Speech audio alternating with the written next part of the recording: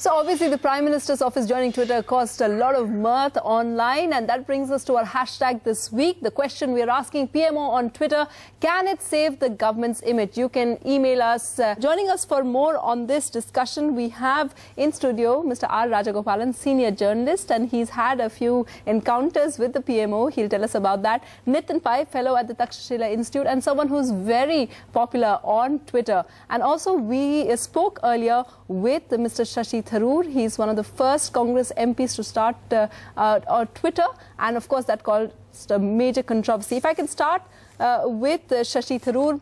Mr. Tharoor, you actually tweeted and welcomed the Prime Minister on Twitter, and you said you discussed the idea with him years ago. At that time, did it seem like he was about to join?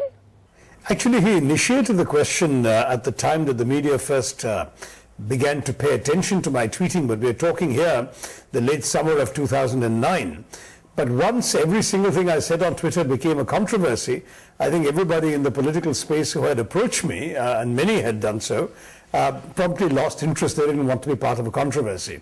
And it was only after I think it became respectable that that the interest has started again. We now have 6 or 7 prominent congressmen on Twitter, including a Congress General Secretary in the shape of Digvijay Singh, and a Minister, Milandera, a couple of prominent MPs, Naveen Jindal, Manish Tiwari, Hamdullah Saeed, and so on. So now the Congress Party has found that going on Twitter can actually be positive and beneficial. And what is more, that the other side, as it were, the BJP, is there in full strength. You have Sushma Swaraj on Twitter, you have Narendra Modi on Twitter, and they have rather active followers on Twitter. So it's about time that that people on all sides of the political fence began seeing the potential of this interactive Akashvani. Now, we haven't seen the PMO actually tweet a lot. We've seen very few tweets from them. So as a veteran tweeter, what advice would you give to them to make this more effective? Listen, I don't think I'll use a forum like this to advise my own Prime Minister. If his office wants to talk to me, they're always free to do so. So without presuming to advise the PMO, let me say that as a general principle on Twitter, there are a couple of things worth doing. One is, of course, to be interesting. If you use a site purely as kind of an outlet for press releases or propaganda, people may lose interest after a while, except the hardcore followers who are interested in exactly every press release you issue.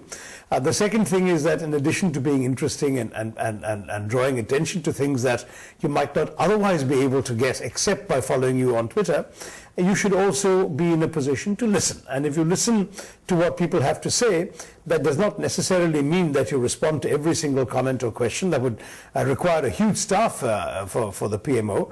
But rather, I would suggest that any institution that is doing tweeting should respond to enough questions, even if it's 10% or 5% that's coming up to you, to convey the sense that somebody asking a reasonable question has a reasonable chance of getting a reply.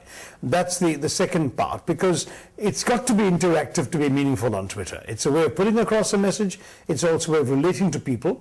And by answering questions, you are conveying a spirit of accountability, all of which I think is part of what you do. And by doing that, certainly an indirect benefit will be image building, but that should not be seen as the sole or principal purpose. Okay. NDTV's cricket app. Android and iPhone, fastest scorecard, special analysis, and much more. Download free. ndtv.com/apps.